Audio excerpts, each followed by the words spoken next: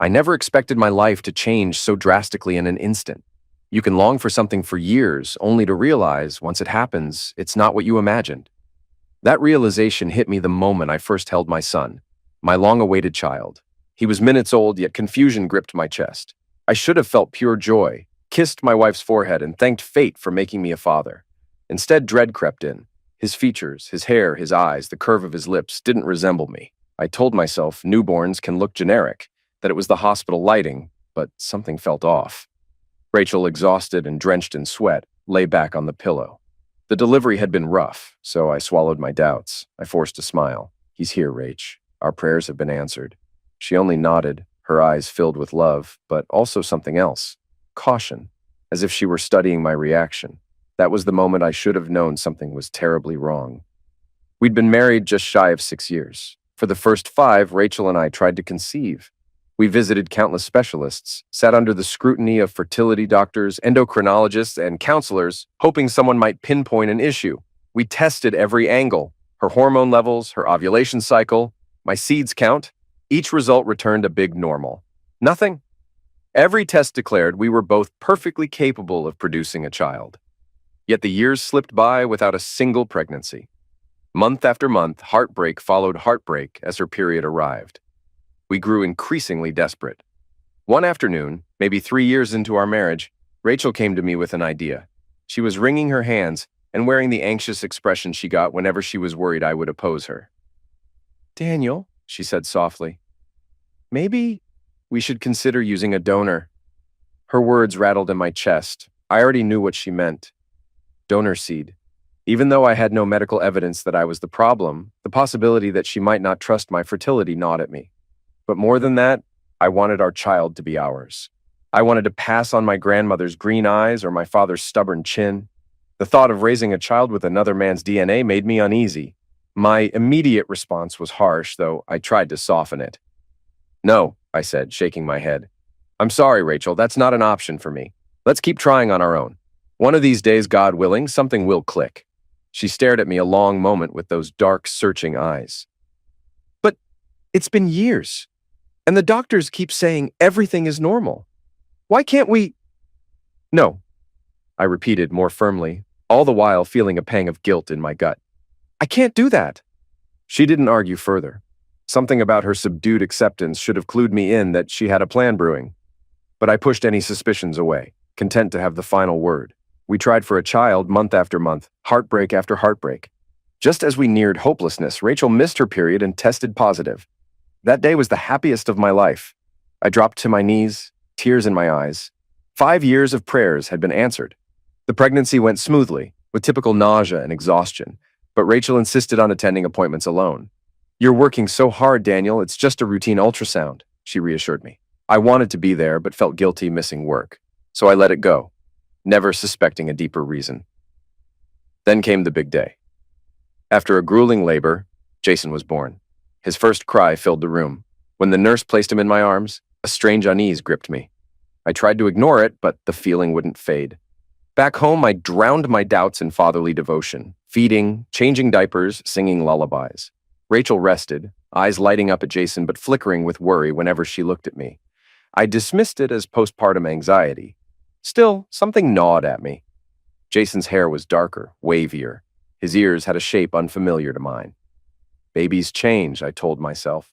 I waited, hoping to see even a trace of myself in my son. But that moment never came. Weeks turned into months.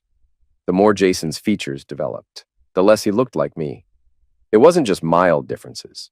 It was to the point that strangers commented. An acquaintance might visit and say, "Oh, he must take after your wife's side." Or, "Is your wife's father from a different ethnicity?" I loathed these moments, forcing a smile and a nod while my stomach roiled. Meanwhile, Rachel was strangely protective of him, even from me. In subtle ways, she seemed to flinch whenever I studied Jason's face too long. I started to wonder if maybe she had gone behind my back and used a seed donor. It was the only plausible explanation that stuck in my mind. At first, I rejected the notion. Rachel wouldn't do that, would she? But the more the child grew, the more the idea haunted me. If that was the truth, though, why wouldn't she just say so? She'd see how desperate I was for a child. Maybe she assumed I'd never accept it. My anxiety grew, overshadowing the joys of fatherhood. Then, one evening, as I was finishing up tidying the living room, I caught Rachel staring intently at a photograph on her phone. She looked haunted. It was a shot of an older man with a strong jaw, a slight smirk, and dark wavy hair. Before I could glimpse the name on the screen, she quickly turned it off. I pretended not to notice. But that fleeting glimpse unsettled me deeply. Could that be the seed donor? A few nights later, at around 2 a.m., Jason woke up crying. I picked him up from the crib, pressed him to my shoulder, and tried humming a lullaby. In the soft glow of the nightlight, I examined his small, sleeping face. Suddenly, I saw a passing resemblance to someone I'd never considered before. Rachel's late ex-husband, Ethan. He had passed away in a tragic accident a couple of years before Rachel and I reconnected, or so I'd heard. She never gave me many details, only that it had been a painful ordeal. At first, I scolded myself for even thinking it. That's insane, Daniel. He's been dead a long time. You're just letting fear run wild. Still, something about that tiny nose and those eyebrows conjured an image of Ethan's face that Rachel had once shown me in a worn old photo. I distinctly remembered that man's unwavering stare. I'd never felt comfortable seeing pictures of her with Ethan, but since he was gone, how could he be a threat? Nevertheless, my heart pounded at the possibilities. I was so shaken by the thought that I put Jason back down and retreated to the living room, sat on the couch, and stared at the darkness for hours. I started investigating discreetly. I searched the house whenever Rachel ran errands, looking through drawers, rummaging through old boxes in the attic. I told myself it was all silly paranoia. You'll find nothing, and you'll feel like an idiot. But I had to check. It was in a dusty, half-broken trunk in the farthest corner of our basement storeroom that I stumbled on something horrifying. A set of documents labeled Genome Preservation, dated years before I'd married Rachel. The heading alone sent a chill through my veins. Northwest Cryogenics and Fertility, Sperm Preservation. The name on the form read Ethan Anderson. The date was from months before his death. The form included sections about posthumous usage, storage conditions, and glaring disclaimers that read, release only to spouse or authorized partner named below. My hands shook so violently I could barely hold the folder. Ethan's seeds had been preserved and authorized to be used by Rachel. There were multiple forms, some from just after his death, others from more recent checkups that indicated Rachel had visited the cryobank for consultations. These visits took place while we were still married, some even during the time we were actively trying to conceive. A pit formed in my stomach. This was beyond anything I'd imagined. If these documents were correct, Rachel had impregnated herself with Ethan's seeds, her dead ex-husband's seeds. Anger, betrayal, horror, heartbreak. My emotions came in an unrelenting wave. I felt physically sick, as if I might vomit right there on the floor. The pages rattled in my grasp. Why would she do something so deranged? Then an even sicker realization. She must have known I'd never agree. She used my desperation for a child to manipulate the situation. I could almost hear her calm voice. Don't worry, Daniel. Everything's fine. While behind the scenes, she was carrying out this twisted scheme. My mind reeled, and I found myself gasping for air. I held onto those documents as though they were evidence of a crime scene. I stuffed them into a plastic bag, marched upstairs, and locked them in my desk for safekeeping. My first impulse was to confront her immediately, but a flicker of rationality told me to wait. I needed to see if there was more to the puzzle. Also, I wanted to plan how best to handle this. The baby's first birthday loomed only a few weeks away. I decided I'd gather all the facts I could, wait until then, and deliver the truth in a single, brutal blow, if that was what it would take. From that day onward, every interaction with Rachel felt fraught with tension, especially on my side. She sensed I was increasingly distant, more secretive. She'd ask, Daniel, is something wrong? And I'd force a weak smile and shake my head. No, it's late at night, while she slept, I scoured our financial records on my laptop, found suspicious payments to Northwest Cryogenics. Her entire scheme began to unfold in front of my eyes. Over a year prior to the pregnancy, Rachel had found an open slot for a specialized procedure at a fertility clinic that cooperated with the cryobank. The payments lined up precisely with the date she told me her pregnancy was confirmed. I was both enraged and heartbroken. How could she do this? How could someone you trust so deeply manipulate you with such finality? I'd let her keep me away from her prenatal visits because I trusted her. Maybe I was a fool, but I had never guessed my own wife would impregnate herself with a deceased man's seeds, her ex-husband's, and then pass the child off as mine. I barely slept. My mind raced through 1,000 scenarios. Part of me still loved Rachel. She was the woman I'd spent half a decade trying to have a family with. But how could I even look at her now without feeling violated? I'd grown to love Jason so fiercely, yet the knowledge that his father was another man, one who wasn't even alive, tainted every joyful memory I'd formed over the past year. I felt guilt-ridden, furious, and battered by confusion. The morning of Jason's first birthday arrived under an ominous sky. The forecast called for rain. Rachel had planned a tiny gathering, just us and her parents, plus a couple of friends to watch as Jason smushed birthday cake in his face. My plan? I was going to detonate everything. I'd already arranged an appointment with my lawyer for later in the afternoon so I could finalize the legal side. I also had proof that I wasn't Jason's father, along with the cryobank records to sue her for paternity fraud. I woke early that day, quietly preparing documents I had hidden in a black briefcase. My stomach churned with dread and twisted excitement. Finally, the truth. At exactly 2 p.m., the guests started arriving in a light drizzle. Rachel's parents, George and Linda, waltzed in with big smiles and gifts. Linda pinched Jason's cheeks, cooing, "Oh, it's my precious grandson's big day." I waited in steely silence. At about 2:30, with a few other close friends gathered around, we presented the cake, white frosting, a big candle shaped like the number 1. Jason clapped his tiny hands. Rachel smiled at me, a guarded flicker in her eyes. A spark of guilt flickered in my gut. Should I really do this now at the baby's birthday? But I swallowed the doubt. She orchestrated this entire con. She can handle the embarrassment. We sang happy birthday, snapped pictures, and the baby's face was promptly covered in frosting. Then Rachel turned to me. "Daniel," she said, "do you want to say something?" She was probably expecting a sweet fatherly toast. The tension in my chest peaked. "Yes," I said, clearing my throat. I looked at the small group. "I'd like to share some news. Something about Jason's paternity." I saw the shock on Rachel's face, and her mother's eyebrows shot up. A friend from my workplace coughed uncomfortably. Rachel forced a quick laugh. "Daniel, what are you—" I cut her off.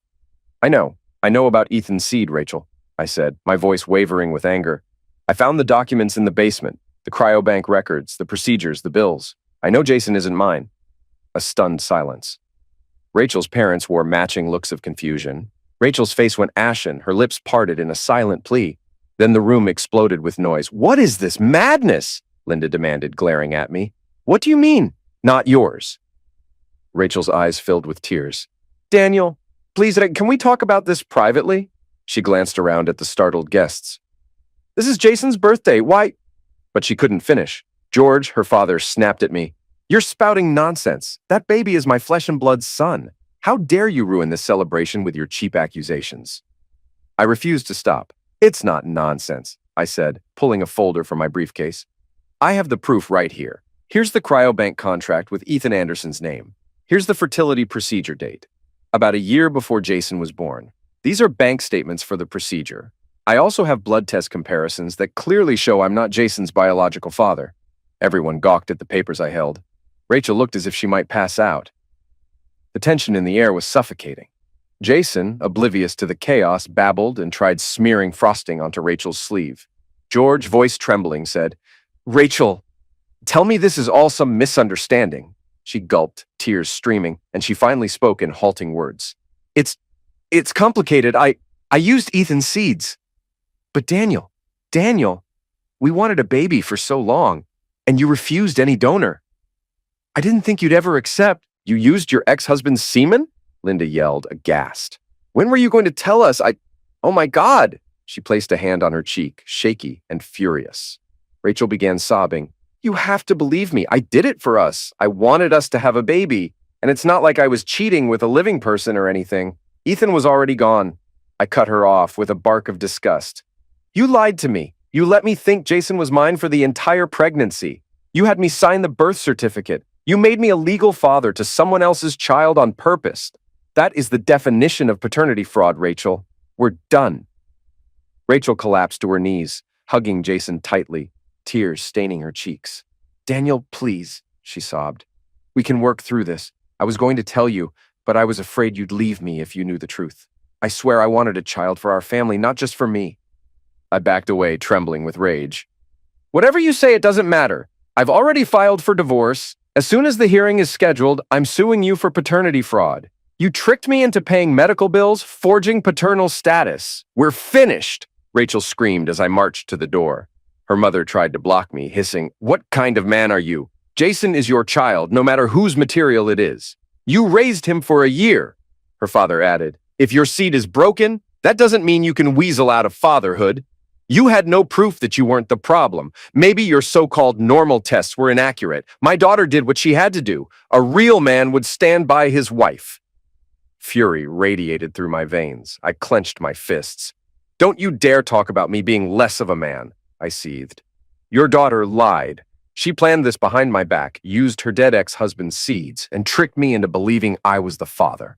All of you can get the hell out of my sight." George looked like he might punch me. "You're making a mistake," he growled. "You walk out that door, we will sue you for child support. That's your son, whether you like it or not." My temper snapped. I advanced on him. "You want to try me? Let's go. I've got evidence your daughter defrauded me. You'll get nowhere. Now, move." He refused to budge, so I gave him a hard shove. Linda squealed in alarm, and a friend of ours rushed forward to intervene. The guests were frantic, trying to de-escalate as I swung the front door open. Jason started wailing, apparently frightened by the yelling. Rachel was in hysterics, tears streaming, screaming, "Daniel, don't do this, please!" But I only felt numb fury. I shoved the door wide. "Everyone out of my apartment now. This party's over." Her parents continued shouting, "You're not a real husband. You can't abandon them. We'll sue you for everything." But eventually, under the stares of everyone else present, they grabbed their coats. Linda glared daggers at me. George muttered curses. Rachel, trembling, tried to approach me, but I hissed, "Don't you dare! We're done!" She sank to the couch, hugging Jason, who was still crying. Every muscle in my body tensed as I pointed at the door. "Out!" I said, voice shaking. "Both of you! Now!" Rachel swallowed hard, her cheeks wet, her eyes bloodshot. "But, Daniel, this is our home. Where will I even— This stopped being your home the moment you decided to betray me. Don't make me call the cops to forcibly remove you. Get out." She let out a choked sob, but for the sake of the wailing baby, she tried to maintain composure. She grabbed the diaper bag in her purse, and with a last devastated look over her shoulder, she walked out into the rain, hugging Jason. Hours passed in a haze. I sank onto the living room floor, the remains of Jason's birthday cake strewn across the coffee table, half-eaten. My chest felt hollow. I wanted to rage, to punch walls, but I only slumped, staring at that single leftover candle. Our child's first birthday, the day I destroyed everything. A part of me seethed. She had it coming. Another part ached with sorrow, questioning how love could possibly twist this way. I sat there, immobile, for a long time. Then, around 1 a.m., my phone rang. A friend who'd been at the party said, "Daniel, you should know Rachel's in the hospital. Some kind of breakdown. Her parents say she fainted from shock." I tightened my jaw, my mind swirling with conflicting impulses. Anger, guilt, pity. "Which hospital?" I managed to ask quietly. He told me, but then hesitated. "Look, man, I get that you're furious, but maybe you should see her. This is serious." I ground my teeth and finally said, "I'll think about it," and hung up. I didn't go. I was too consumed by betrayal. My lawyer had told me earlier that evening, "Legally, you're in a very good position to sue for paternity fraud. She can't pin child support on you if you can prove this was deliberate deception. You have all the documents, correct?" "Yes," I'd said, "I do." And so I stayed put, letting the black night close in around me. My phone flashed with a few more calls, presumably from her parents, but I didn't answer. Each ring only fed my rage.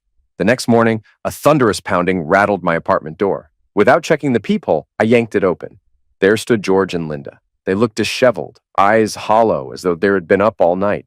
Linda's face was streaked with tears. George's mouth was set in a grim line. George shoved a finger at my chest. "Rachel's in the hospital because of you. She was under enough stress raising a child without your support. Now you've thrown her out on the street with her baby." I stood firm. "She's there because of her own lies," I hissed. "She did this, not me." Linda pushed forward, voice dripping with fury. "Daniel, you've always been so self-righteous. Well, guess what? This is your family. Whether that child is biologically yours or not, you're married to our daughter. You have a responsibility." I laughed bitterly. "My responsibility ended the minute she decided to break our vows. You come here with your moralizing nonsense. But what about Rachel's betrayal? She did it for you both, Linda shrieked. She wanted a family. You refused a donor. If your seed is defective, my semen's not defective, I roared, my face burning. We had tests. Everything was normal. She refused to accept that sometimes fertility can take time. She took matters into her own hands with a dead man's semen. That's monstrous, and you know it. George lunged forward as if to strike me. You better watch your mouth. I squared my shoulders, heart hammering. Get out of here, both of you, I said icily. I'm not playing these games. If you want to talk, get a lawyer and come at me in court. Otherwise, stay away from my home. Linda's voice trembled with rage. You heartless man. That's your wife in the hospital, your child. Not my child, I corrected. Stop calling him that. I loved him, but now I know the truth. George raised a fist, but I caught his wrist midair. Don't, I snarled. Don't make this worse than it already is. I shoved him backward. He stumbled into Linda, who nearly fell. Linda began crying. This is how you treat us after all these years? We welcomed you. You welcomed me as long as I was footing your daughter's bills and playing dad to a baby that isn't mine, I spat. Enough is enough, she brandished her phone. We'll sue for defamation, for cruelty, for... Do whatever you want, I said. Now get out. I slammed the door in their faces and locked it. My blood pounded in my ears like war drums. For a moment, I feared they might kick the door down, but eventually, I heard their footsteps retreat. Then, silence. 2 days later, as I was finalizing divorce paperwork with my lawyer, I got wind that Rachel had been discharged from the hospital. She was living temporarily with her parents, presumably so they could care for her and the baby. My lawyer, an older man named Mr. Beckman, was methodical, flipping through my stack of evidence, the cryobank forms, the procedure receipts, and a copy of Jason's birth certificate. Clear case, he said. We'll file for divorce on the grounds of adultery or at least fraudulent misrepresentation. The simplest approach is a petition to disclaim paternity. Paternity fraud. You can request an immediate DNA test as well, though the cryobank documents speak volumes. You also have the texts or appointments from that clinic. I nodded. Yes, I do. If Rachel contests, we can subpoena the cryobank. They'll confirm she used Ethan Anderson's semen. He pressed his lips together. Right, because there's also an ethical question with posthumous seeds usage. Did she have explicit permission from him? In some states, that's only allowed if the man consented prior to his death. This is going to be complicated, but you'll likely come out on top. She never told you any of this. She essentially forged your paternity. Now, in terms of child support, you absolutely should not be paying. The child is not biologically yours, and you can prove there was deception. You'll be severed from any paternal obligations. Though I felt some relief, there was also a sick heaviness in my heart. It's not as if I wanted to punish the baby. I genuinely loved him. But I couldn't see any alternative. Every fiber of trust, of fatherly love I'd had, felt ripped away by her deception. We wrapped up the session. He assured me that as soon as the papers were filed, Rachel would be served. I left his office in a daze of swirling emotions, anger, sadness, even a trace of longing for what we should have had, a normal, happy family. Not 3 days later, a knock came at my door around dusk. Expecting more drama from her parents, I yanked it open with annoyance. To my surprise, it was Rachel herself.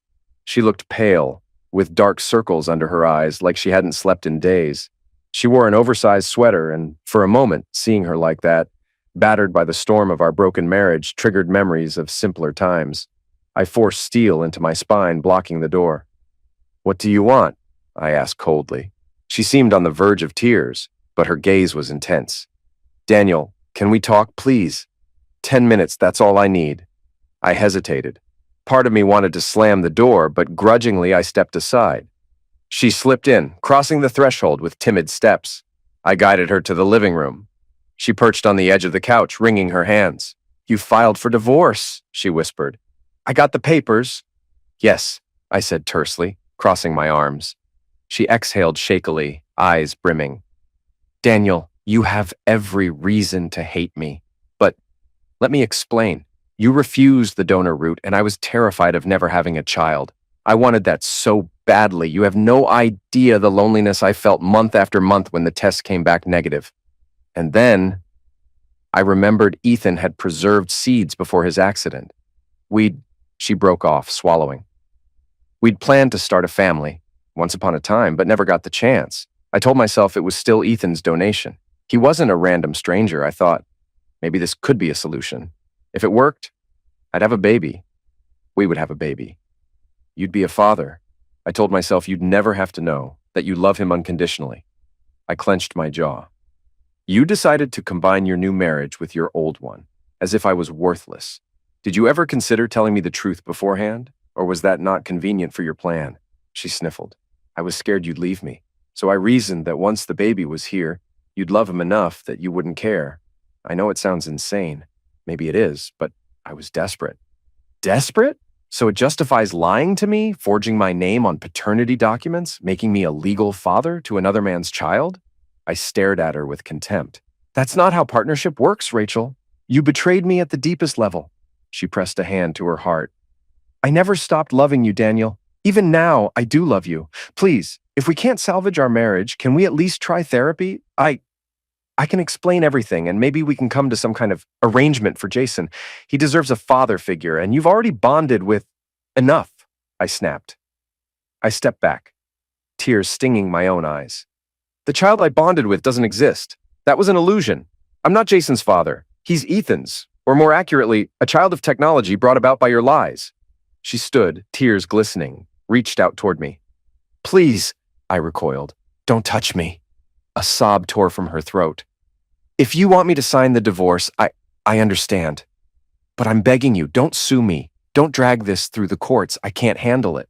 The hospital bills, everything. My parents can't keep paying. I'll lose everything. I raised my eyebrows in shock at her plea. You can't handle it? What about me? My entire world turned upside down. I was deceived for over a year, humiliated in front of everyone. You had me dreaming about fatherhood, waiting to see my own features in that little boy. Then you let me discover the truth in the most revolting way. And you're telling me you can't handle the consequences? She wept silently.